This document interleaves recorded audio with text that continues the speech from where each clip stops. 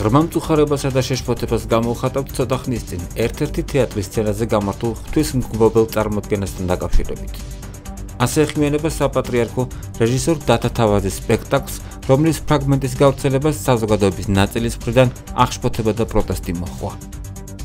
ჭეშმარიტი ხელოვნება, სიკეთის მსახურება და ამ სიკეთის ხალხისთვის გაზიარებაა. სწორედ ეს არის მისი არსი და დანიშნულება. მაგრამ როცა შემოქმედება იქცევა სხვათა დამცირებისა და შეურაცხყოფის იარაღად, თესავს ღვაწლს, სიძულვილს და სიბილწეს, იწევს საზოგადოების გაღიზიანებას და დაპირისპირებას, მაშინ ის უკვე მიზანმიმართული ბოროტებაა და არაფერი აქვს საერთო ნამდვილ ხელოვნებასთან. როგორც წმინდა ბასილი დიდი ბრძანებს, თავისუფლება არ ნიშნავს იმის კეთებას, რაც გინდა. თავისუფლება ნიშნავს აკეთო ის, რაც საჭიროა. მოუწოდებთ ყველას, პატივისცეს და გაიაზროს პასუხისმგებლობა იმ სულიერი ფესვებისადმი, რომლებიც ადამიანის სულის განუყოფელი ნაწილია.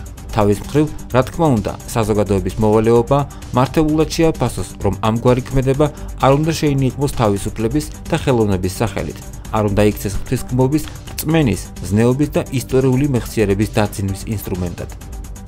აღნიშნული ღონისძიების შემოქმედებს კი მოუწოდებთ სინანულისკენ და შევახსენებთ, რომ ამგვარი მკრეხელობის ჩამდენი შეუნანებლობის შემთხვევაში საეკლესიო სასჯელის სახით ეკლესიიდან განკვეთას ექვემდებარება.